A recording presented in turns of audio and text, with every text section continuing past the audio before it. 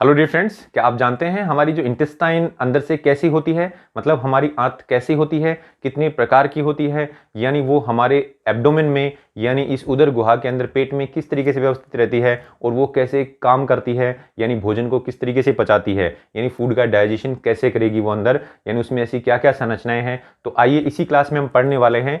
तो पाचन तंत्र का जो पार्ट 5 है इसमें हम पढ़ेंगे आहार नाल के जो मोस्ट इंपोर्टेंट भाग है वो आंतें, यानी छोटी आंत और बड़ी आंत के बारे में हम पढ़ने वाले हैं। तो ये जो क्लास है काफ़ी इंपॉर्टेंट है इन कंपटीशन के लिए।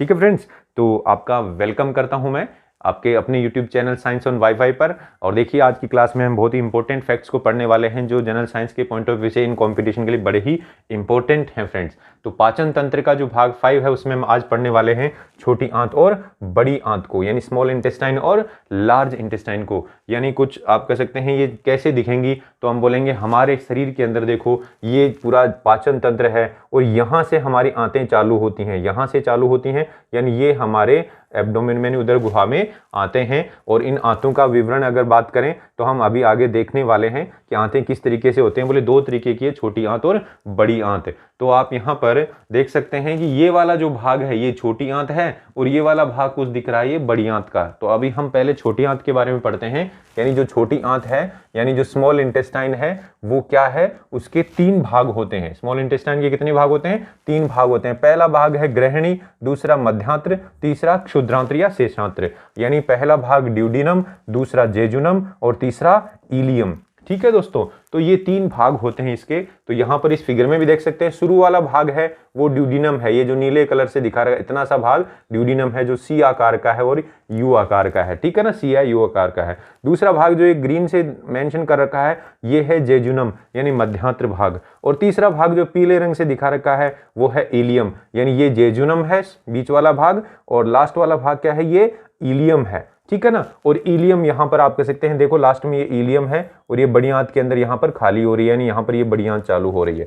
तो इस तरीके से हम देखेंगे छोटी आंत के 3 भाग हैं। पहला भाग ग्रहणी जिसकी लंबाई 25 सेंटीमीटर होती है और ये सी आकार या फिर यू आकार का दिखता है। आप देख सकते हैं सी या यू आकार का ये दिखता है। और इस भाग में क्या आता है, बोले आमाशय से तो भोजन आता है क्योंकि आमाशय से जुड़ी हुई है ये, यानी यहाँ पर छोटी आंत यहाँ से चालू हो रही है तो ये आमाशय से जुड़ी हुई है। तो इसमें आमाशय से तो क्या आता है, भोजन आता है। और यकृत से क्या आता है, पितरस आता है। यकृत से क्या आता है इसके अंदर, पितरस आएगा। और अग्नाशय से क्या आएगा, पेनक्रियाज, यानी इससे क्या आएगा, अग्नाशयी रस आएगा। यानी यकृत यानी लीवर से पितरस यानी बाइल जूस आएगा और अग्नाशय से अग्नाशयी रस आएगा। तो ये तीनों आप कह सकते हैं भोजन आमाशय से आएगा और लीवर से बाइल जूस और अग्नाशय यानी पेनक्रियाज से अग्नाशयी जूस आएगा, अग्नाशयी रस आएगा और वो भोजन को पचाने में मदद करेंगे दोनों। तो इस तरीके से आगे यानी भोजन के साथ में ये रस मिल गए सारे के सारे।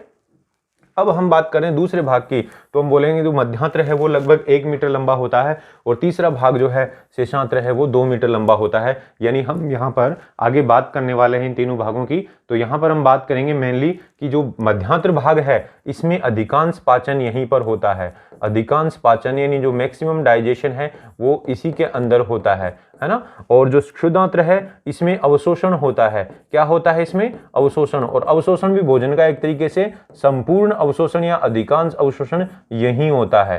ठीक है ना, तो इस तरीके से ये दोनों भाग हैं। तो पाचन क्रिया ग्रहणी से ही स्टार्ट हो जाती है लेकिन अधिकांश पाचन यहाँ होगा और अधिकांश अवशोषण यहाँ पर होता है। तो दोस्तों देखो छोटी आंत जो है वो अंदर से ऐसी दिखती है। अगर संरचना को देखें तो देखो ये जो संरचना है यहाँ पर ये छोटी आंत है ये, और इसको काट के यहाँ पे दिखाया हुआ आपको और इसको बड़ा करके दिखाया हुआ। तो इसकी जो सतह है, आंतरिक सतह, वो कुछ इस तरीके से अंगुलीनुमा संरचनाओं से बनी हुई है। तो दोस्तों ये अंगुलीनुमा जो संरचनाएं हैं ये वाली, ये अंगुलीनुमा संरचना को इसको बोलते हैं हम, क्या बोलते हैं इसको, रसांकुर और या बोलते हैं विलाई। क्या बोलते हैं, रसांकुर या विलाई। ठीक है ना, क्या कहेंगे, रसांकुर या विलाई। इस चित्र में देखो इस तरीके से है। तो अंगुलीनुमा संरचनाएं हैं अंदर की सतह पर, यानी आहार नाल का जो छोटी आंत है उसके अंदर की तरफ क्या है, ऐसी सतह पे अंगुलीनुमा संरचनाएं, इनको क्या बोलेंगे हम, विलाई बोलेंगे दोस्तों। क्या कहेंगे, विलाई। इस विलाई की सतह पे आपको कोशिकाएं दिख रही हैं, छोटी छोटी कोशिकाएं दिख रही हैं। तो ये जो छोटी छोटी कोशिकाएं हैं इनको हम बोलेंगे एंटेरोसाइट यानी आंत्रीय कोशिकाएं। ठीक है ना, विलाई की सतह पे क्या है, आंत्रीय कोशिकाएं हैं। और ये आंत्रीय कोशिकाएं के ऊपर भी देखो यहाँ बाल जैसे रो है ना, हेयर लाइक स्ट्रक्चर दिख रही है, बहुत बारीक बारीक संरचनाएं, इनको बोलेंगे माइक्रोविलाई। तो दोस्तों अंदर की सतह पे देखो villi and micro villi present है, यानी विलाई ये है और विलाई के ऊपर क्या है, यहाँ पर बारीक बारीक संरचनाएं इन कोशिकाओं पे बड़ा करके दिखाया ना इधर, तो बारीक बारीक संरचनाएं इनको बोलेंगे माइक्रो विलाई। तो माइक्रो विलाई रियल में क्या है, बोले छोटी आंत की जो आंतरिक सतह है उस सतह पे अंगुलीनुमा जो प्रवर्ध होते हैं उनको तो हम बोलते हैं विलाई, फिंगर लाइक जो प्रोजेक्शन है, और उन विलाई के ऊपर जो कोशिकाएं हैं उसकी सतह पर है ना उनको बोलते हैं एंटेरोसाइट यानी आंतरिक कोशिकाएं, और आंतरिक कोशिकाओं पर क्या लगे हुए हैं, माइक्रो विलाई। तो दोस्तों यहां पर हम बात करेंगे माइक्रो विलाई रियल में क्या है, तो हम बोलेंगे कि साहब जो माइक्रो विलाई है वो क्या है, तो बोले माइक्रो विलाई देखो क्या करते हैं कि छोटी आंत की जो भित्ति है उसकी आंतरिक सतह होती है उस पर अंगुलीनुमा प्रवर्ध होते हैं, यानी अंगुली जैसे फिंगर जैसे प्रवर्ध हैं, और उनको हम रसांकुर या विलाई बोलते हैं। उनको क्या बोलते हैं, रसांकुर या विलाई, यानी इन प्रवर्धों को रसांकुर या विलाई बोलेंगे। फिर उसके बाद में बोले विलाई की जो सतह है यानी अंगुलीनुमा प्रवर्धों की जो सतह है उसमें असंख्य रोमनुमा संरचनाएं हैं, बाल जैसी हेयर लाइक संरचनाएं हैं, और उन संरचनाओं को हम बोलते हैं सूक्ष्मांकुर या माइक्रो विलाई।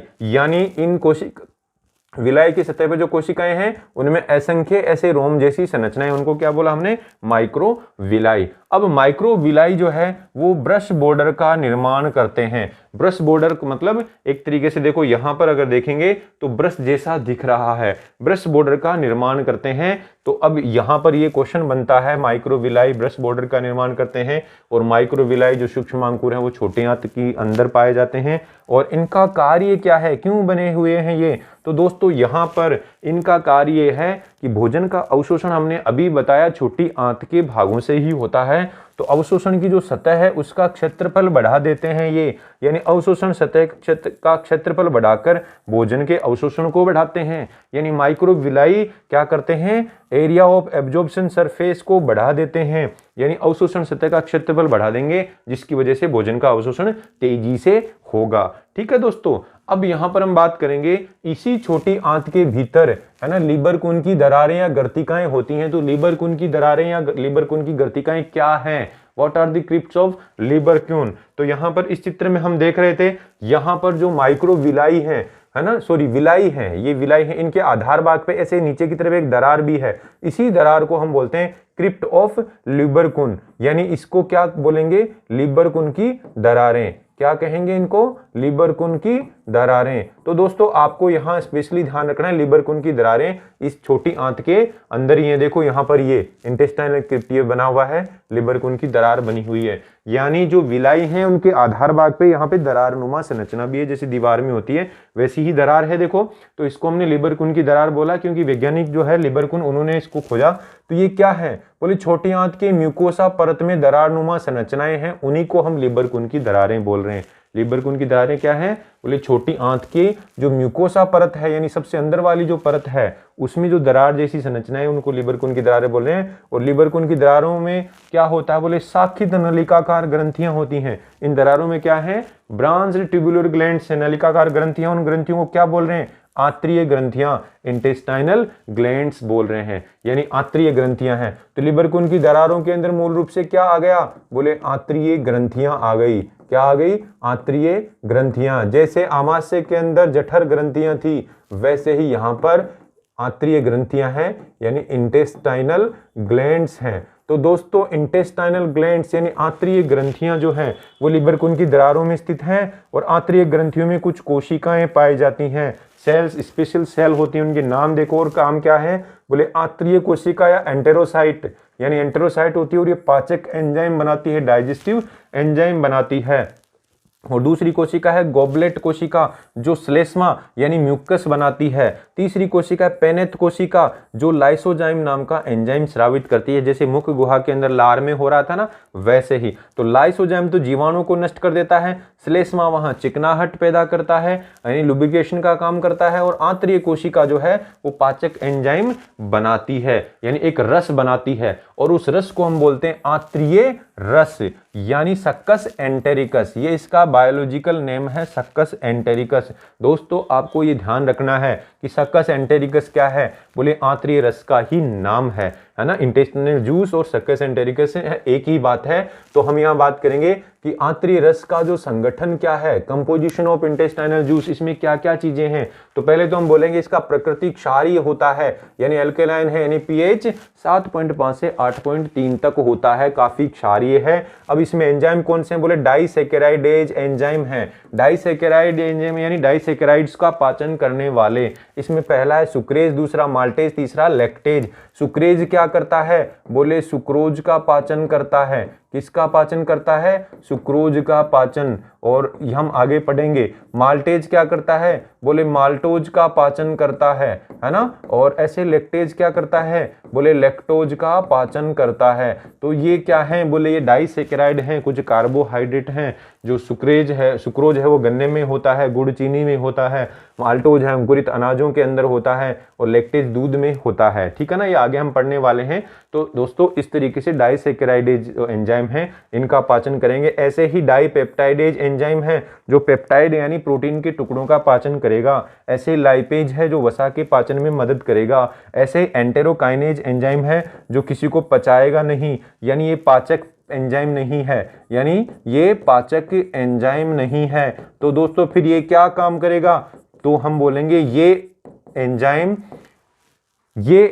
अग्नाशय रस से आने वाले एक एंजाइम को सक्रिय करता है, यानी एंटेरोकाइनेज क्या करता है, बोले ट्रिप्सिन को सक्रिय करता है। तो यहां पर आपको ध्यान रखना है, ट्रिप्सिन नाम का एंजाइम आएगा जो निष्क्रिय रूप में रहता है, और उसको बोलते हैं ट्रिप्सिनोजन, यानी ट्रिप्सिनोजन को सक्रिय करता है। तो देखो आंतरिक रस में एक ऐसा एंजाइम है जो एंजाइम का काम नहीं करता है, मतलब भोजन का पाचन नहीं करता है। एंजाइम तो है बट वो पाचन नहीं करता है। तो क्या करता है, बोले अग्नाशय रस में आने वाले ट्रिप्सिनोजन को सक्रिय कर देता है। दोस्तों ये बड़ा ही इंपॉर्टेंट फैक्ट है, आपको ध्यान रखना है कि एंटेरोकाइनेज पाचक एंजाइम नहीं है, ये अग्नाशय रस में ट्रिप्सिनोजन को सक्रिय करता है। अब दोस्तों इस छोटी आंत के अंदर एक विशेष ग्रंथि है जिसका नाम है ब्रूनर्स ग्रंथियां। तो ब्रूनर्स ग्रंथियां कहाँ होती हैं, वेयर डज ब्रूनर्स ग्लैंड्स कहाँ हैं, और ब्रूनर्स ग्रंथियां क्या कार्य करती हैं, यानी what is the function of Brunner's gland, यानी इनका क्या कार्य और कहाँ पर स्थित हैं। तो हम बोलेंगे छोटी जो आंत है यानी स्मॉल इंटेस्टाइन, उसकी जो सब म्यूकोसा परत है, यानी म्यूकोसा से नीचे आंत के अंदर हम देखें तो बोले 4 परतें होती हैं छोटी आंत के अंदर। बड़ी आंत में भी ऐसे 4 होती हैं। तो वो परतें कौन कौन सी हैं, बोले सबसे अंदर वाली तो है म्यूकोसा। देखो ऐसे सबसे अंदर वाली तो क्या होती है, म्यूकोसा परत होती है, यानी जैसे छोटी आंत की जो दीवार है ना उसमें 4 परतें हैं। दोस्तों ये आपके सिलेबस से बाहर की चीजें, लेकिन थोड़ा सा पता रहना चाहिए। और उसके नीचे होती है सब म्यूकोसा, यानी म्यूकोसा से नीचे वाली परत, और उससे भी नीचे होती है, यानी ये सबसे अंदर, फिर ये उसके बाहर, फिर और बाहर। यानी छोटी आंत को अगर हम ऐसे माने तो इस तरीके से आप कह सकते हैं, ऐसे अलग अलग परतों में ये बटी हुई है।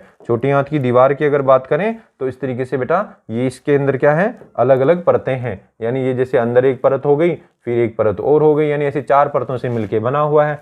तो अंदर वाली जो है, सबसे अंदर वाली यानी ये वाली, ये क्या है, म्यूकोसा। दूसरे नंबर वाली क्या है, सब म्यूकोसा।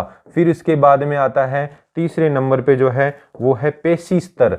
कौन सा, पेशीय स्तर, यानी मांसपेशियों से बना हुआ। और लास्ट वाला जो आता है वो आता है सेरोसा, सेरोसा, ठीक है ना दोस्तों। तो इस तरीके से 1 2 3 4 है ना, तो ये चारों अंदर से बाहर की तरफ ऐसे होती हैं। तो दोस्तों यहां पर हमने बात की ब्रूनर्स ग्लैंड की। तो ब्रूनर्स ग्रंथियां छोटी आंत की कहां पर, सब म्यूकोसा में पाई जाती हैं, लेकिन कहां पर, केवल बोले छोटी आंत के ग्रहणी भाग की, है ना, छोटी आंत के ग्रहणी भाग में, यानी जो ड्यूडिनम पोर्शन है ना उसी के अंदर, छोटी आंत का जो ग्रहणी भाग है यानी शुरू वाला भाग, उसी के अंदर क्या होती है, उसकी सब म्यूकोसा में क्या होती है, ब्रूनर्स ग्रंथियां।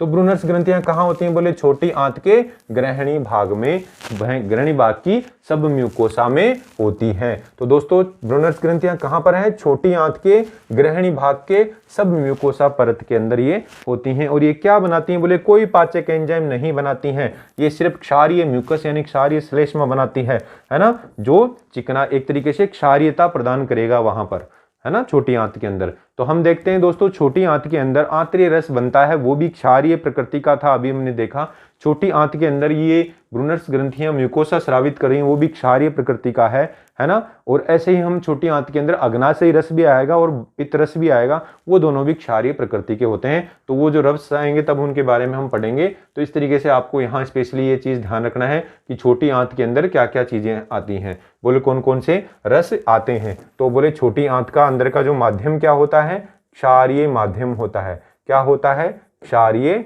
माध्यम। यानी यहाँ पर आंतरीय रस भी क्षारीय, पित्तरस भी क्षारीय, अग्नाशयी रस भी क्षारीय और ब्रूनर्स ग्रंथियों का जो रस है, जो म्यूकोसा है, वो भी क्षारीय होती है। ठीक है ना। आमाशय में कैसा था, अम्लीय था। अब दोस्तों पेयर्स के समूह है, यानी पेयर्स पेचेज नाम से एक संरचना होती है, जो हम कह सकते हैं कि छोटी आंत का जो लास्ट भाग है उसके अंदर होती है, उसकी म्यूकोसा में होती है। तो छोटी आंत का लास्ट भाग क्या है, शुद्धांत्र या शेषांत्र यानी इलियम। तो अब बोले पेयर्स के समूह यानी पेयर्स पेचेज इलियम की म्यूकोसा परत में होते हैं। म्यूकोसा परत यानी सबसे अंदर वाली। तो दोस्तों इस तरीके से हमें ध्यान रखना है, इलियम के अंदर पेयर्स पेचेज हैं। और पेयर्स पेचेज क्या है, बोले लसिका ग्रंथियों से, लिम्फ नोड से बनी हुई संरचनाएं हैं। यानी छोटी आंत का जो क्षुधांत्र भाग है, जो म्यूकोसा, उसका म्यूकोसा के अंदर लसिका गांठें हैं, उनको जगह जगह उनके पैच बने हुए हैं ना, ऐसे चकते से बने हुए हैं, तो उनको हम क्या बोलेंगे, पेयर्स पेचेज। और ये पेयर्स पेचेज लसिका ग्रंथियों से बने हुए हैं, यानी कुल मिला के ये सुरक्षा का काम करेंगे, जीवाणुओं को मारने का काम करेंगे। इसके बाद में चलते हैं दोस्तों बड़ी आंत यानी लार्ज इंटेस्टाइन, यानी ये वाली देखो, ये छोटी आंत थी, अब बड़ी आंत ये है ना। छोटी आंत लंबी काफी थी, बड़ी आंत लंबी कम है। तो हम बात करेंगे बड़ी आंत की जो लंबाई है वो लगभग 1.5 मीटर होती है।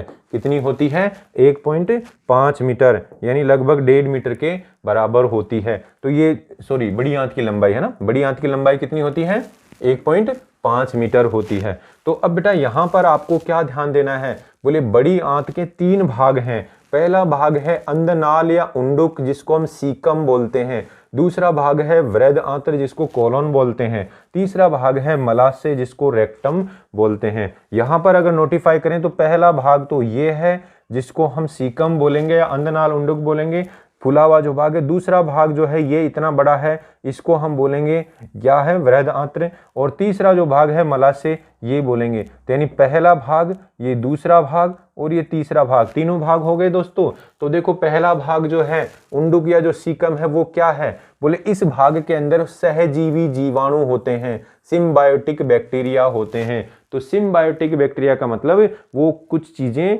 हमें बनाकर भी देते हैं, हमारा खाना खाएंगे, हमारे पेट में रहेंगे, तो साथ में क्या देंगे, हमें कुछ चीज यानी कुछ विटामिन बना के देंगे। यानी ये क्या करते हैं, विटामिन का संश्लेषण क्या करते हैं, विटामिन का निर्माण करते हैं। ठीक है ना, हमारे पेट के अंदर विटामिन B12 का निर्माण होता है, यही जीवाणु करते हैं। तो दोस्तों इस तरीके से सहजीवी जीवाणु इसके अंदर होते हैं। साथ में बेटा इसको कर्मी रूपी परिशेषिका या अपेंडिक्स इस पर होती है, यानी इसकी सतह पे यहाँ पर देखो ये अंगुली जैसी संरचना दिख रही है, यानी अंधनाल पर उपस्थित एक अंगुली नुमा संरचना को क्या बोलते हैं, कर्मी रूपी परिशेषिका। अंधनाल पे ये कर्मी रूपी संरचना है, यानी एक प्रवर्ध निकला हुआ है। कुल मिला के अंधनाल जैसे मान लीजिए ये है, तो इसकी सतह पे ऐसे एक अंगुली नुमा संरचना निकली हुई रहती है। तो अंधनाल आगे फिर ऊपर बड़ी आंत के भाग से यानी वृहद आंत्र से जुड़ी हुई है, तो यहाँ बड़ी आंत के दूसरे भाग से जुड़ी हुई है, और इधर छोटी आंत का भाग है इसमें, और फिर ऊपर बड़ी आंत आ गई। तो दोस्तों छोटी आंत से ऐसे भोजन आता है। तो इस अंधनाल के यहाँ पर क्या है, ये अपेंडिक्स है, इसको क्या बोलेंगे, अपेंडिक्स। क्या कहेंगे दोस्तों, अपेंडिक्स। तो ये जो अपेंडिक्स क्या है, तो बोले इसको हिंदी में बोलते हैं कर्मी रूपी परिशेषिका, यानी वर्मीफॉर्म अपेंडिक्स। ये कहाँ पर है, बोले सीकम पर है, अंगुलीनुमा संरचना है। और मानव में दोस्तों ये अवशेषी है, ह्यूमन के अंदर क्या है, अवशेष, ये कोई काम की नहीं है। क्योंकि जब मानव घास फूस खाता था, यानी उस टाइम में यानी अनाज खाने से पहले उस टाइम क्या था, उसमें सेलुलोज का पाचन होता था। तो इस परिशेषिका यानी अपेंडिक्स के अंदर सेलुलोज का पाचन होता है। तो दोस्तों ये देखिए इधर दाहिनी ओर है, ठीक है ना, यहाँ पर है नीचे की तरफ। तो इसके अंदर मान लीजिए कोई जीवाणु का संक्रमण हो जाए तो सूजन आ जाती है और उसकी वजह से हमें अपेंडिसाइटिस होता है, यानी अपेंडिक्स का इन्फ्लामेशन, यानी बहुत ही दर्द होता है और उसको ऑपरेशन करके निकलवाया जाता है। तो दोस्तों यहाँ पर ये ध्यान रखना है, अंदनाल पे ये परिशेषिका है। फिर है वृहद आंत्र। वृहद आंत्र को हम अगर यहाँ देख रहे हैं तो ये काफी बड़ी दिख रही है ना, लंबाई भी काफी है, लेकिन अगर इसकी संरचना को देखें तो दोस्तों इस तरीके से दिख रही है। कैसी दिख रही है? लगभग इस तरीके से आपको ऐसे दिखेगी, यानी कहीं पर उभार है, कहीं पर सिकुड़ी हुई है, इस तरीके से है दोस्तों। तो दोस्तों यहाँ पर ये जो उभार हैं, इन उभार को तो हम होस्ट्रा बोलेंगे। इसकी उभार जो है लटके हुए उभार हैं, इनको होस्ट्रा बोलेंगे, यानी चुस्कांग। तो छोटी आंत की सतह पर क्या है? चुस्कांग है, यानी होस्ट्रा है। और इसके ऊपर यहाँ 3 पट्टियां हैं मांसपेशियों से बनी हुई, है ना। पट्टी, एक पट्टी तो इधर है, 2 पीछे की तरफ दिख नहीं रही है, यानी ऊपर से अगर हम कट करके देखें तो इस तरीके से होती है, यानी ये उभार है, देखो ऐसे, यानी ये इसको कट करके हमने देखा है, कट करके इसको ऐसे करके देखा है, ये ऐसे है, अब इसको ऐसे करके देख रहे हैं तो ये उभार देखो, ये तो क्या है? ये उभार तो है होस्ट्रा, और ये मांसपेशियों से जो बनी हुई पट्टी है इसको बोलते हैं टीनिया कोलाई। क्या बोलते हैं दोस्तों? Taenia coli. ये बड़ा ही इंपॉर्टेंट 2 शब्द हैं, इनको डायरेक्ट ही याद रखना है। बड़ी आंत का जो वृहद आंत्र भाग है कोलोन में, टीनिया कोलाई तो क्या है? बोले मांसपेशियों से बनी हुई पट्टियां, यानी मांसपेशीय पट हैं ये। तो क्या है? मांसपेशीय पट, है ना, मांसपेशियों के ऐसे बैंड हैं। और चुस्कांग क्या है? बोले उभार, है ना, इसकी सतह पे जो उभार है उसको चुस्कांग बोलेंगे, यानी होस्ट्रा बोलेंगे। तो होस्ट्रा तो ये है, और ये मांसपेशियों की पट्टियां जो है इनको टीनिया कोलाई बोलेंगे। अब इसका ऐसे कट को ऐसे करके देख रहे हैं, ऐसे करके देख रहे हैं तो देखिए ये तो हो गए चुस्कांग यानी होस्ट्रा, और ये हो गए आपके मांसपेशियों से बने हुए ऐसे 3 पट्टे जिनको बोलेंगे टीनिया कोलाई। अब वृहद आंत्र के भी बेटा 3 भाग हैं। बड़ी आंत के जो कोलन है उसके भी 3 भाग हैं। देखो कौन सा भाग? एक तो ये भाग, इसमें भोजन ऊपर की तरफ जा रहा है इसलिए इसको आरोही भाग बोल देंगे, यानी आरोही वृहद आंत्र यानी असेंडिंग कोलोन। दूसरा ये भाग, इसमें जो भोजन है वो ऐसे अनुप्रस्थ दिशा में जा रहा है इसलिए इसको बोल देंगे अनुप्रस्थ वृहद आंत्र यानी ट्रांसवर्स कोलोन। ये तीसरा ये भाग, इसमें भोजन नीचे की तरफ जा रहा है इसलिए इसको बोल देंगे अवरोही, ठीक है ना, अवरोही वृहद आंत्र। तो 3 भाग हो गए। अब बड़ी आंत का लास्ट भाग है मलाशय, यानी ये वाला भाग तीसरा। इसमें क्या होता है? बोले अस्थायी संग्रहण होता है, यानी किसका? बोले अपचित व अपशिष्ट पदार्थों का। अपचित और अपशिष्ट यानी जो भोजन पचा नहीं और जो बेकार के पदार्थ हैं, है ना, अपचित व अपशिष्ट पदार्थों का अस्थायी संग्रहण होता है इसमें, यानी टेम्परेरी ये रखता है, इसके अंदर हमेशा के लिए नहीं रहता, अस्थायी रूप से इसमें भरा रहता है, जिसको हम एक तरीके से कह सकते हैं जो फीकल मटेरियल बोलते हैं, यानी मल जिसको हम बोलते हैं वही। तो बेटा जो होता है वो इसमें अस्थायी रूप से है, तो अस्थायी शब्द को याद रखना है। फिर इसके बाद में बोले इसमें बहिक्षेपण की क्रिया के द्वारा इस पदार्थ को बाहर निकाल दिया जाता है। बहिक्षेपण मतलब डिफिकेशन। ये बहिक्षेपण क्या है? बोले तंत्रिकीय प्रतिवर्ती क्रिया है, न्यूरोनल रिफ्लेक्स रिएक्शन है, यानी जब रेक्टम के अंदर पदार्थ भर जाएगा तो इसकी दीवार पे तनाव आएगा, उससे तंत्रिकाओं के माध्यम से ब्रेन को मैसेज जाएगा, ब्रेन को पता चलेगा कि ये भर गया है, तो ब्रेन से मैसेज आएगा और फिर जो गुदा द्वार में जो मांसपेशियां हैं वो शिथिल हो जाएंगी और मलाशय की मांसपेशियां संकुचित होंगी, तो ये बाहर निकल जाएगा। ठीक है दोस्तों, तो इस तरीके से होता है। तो लास्ट पार्ट है गुदा, जिसके अंदर 2 अवरोधनियां होती हैं। इसकी दीवार में 2 स्फिंक्टर्स होते हैं। इसमें एक ऐच्छिक मांसपेशी अवरोधनी है, दूसरी अनैच्छिक मांसपेशी है, यानी एक वॉलंटरी और दूसरा इनवॉलंटरी। तो यहाँ पर हम बता सकते हैं कि ऐच्छिक मांसपेशियां हमारे नियंत्रण में होती है, अनैच्छिक हमारे नियंत्रण में नहीं होती हैं। तो अनैच्छिक तो ब्रेन के नियंत्रण में है, यानी जब ये भर जाता है मलाशय तो फिर ब्रेन से मैसेज आएगा और इसके अंदर क्या होगा? अनैच्छिक मांसपेशियां शिथिल हो जाएंगी, ठीक है ना। ऐच्छिक मांसपेशियों को हम अपने हिसाब से कंट्रोल कर सकते हैं। तो दोस्तों इस तरीके से 2 अवरोधनी इसके अंदर होती है। तो देखिए छोटी आंत और बड़ी आंत के बड़े ही इंपॉर्टेंट भागों को हमने यहाँ पढ़ा। तो ब्रूनर्स ग्रंथियां क्या हैं? ये बड़ा ही इंपॉर्टेंट क्वेश्चन है। क्या स्रावित करती हैं? आंतर्य रस, है ना। ये सक्कस एंटेरिकस के अंदर क्या क्या एंजाइम होते हैं? बड़ा इंपॉर्टेंट क्वेश्चन है। और इस एंजाइमों में भी एंटेरोकाइनेज क्या काम करता है? ये इंपॉर्टेंट है। लीबर कोन की दरारें क्या हैं? ठीक है ना, लीबर कोन की दरारों के अंदर फिर माइक्रोविलाई क्या है, इसका क्या महत्व है दोस्तों? ये बड़े ही इंपॉर्टेंट क्वेश्चन है। तो इस तरीके से दोस्तों हमने छोटी आंत व बड़ी आंत को पढ़ा। तो उम्मीद है क्लास पसंद आई होगी। तो ऐसे आपको रोजाना क्लास मिलती रहेगी, इसी तरीके से आप पढ़ते रहिए और आपकी एक बहुत अच्छी तैयारी हो जाएगी। दोस्तों जैसे ही हमारा चैप्टर फिनिश होगा हम यहाँ पर क्वेश्चन भी करेंगे, यानी ऐसे ही एक क्वेश्चनों से रिलेटेड क्लास होगी जिसमें बड़े ही इंपॉर्टेंट क्वेश्चन यानी एक्सपर्ट्स के द्वारा डिजाइन एंड साथ में एग्जाम्स में जो इंपॉर्टेंट आए हुए क्वेश्चन हैं उनको हम यहाँ डिस्कस करेंगे। तो ऐसे ही आप इसको पढ़ते रहिए और अपने दोस्तों को भी इसको लाइक और शेयर कीजिए। तो मिलते हैं दोस्तों नेक्स्ट क्लास में। Thank you.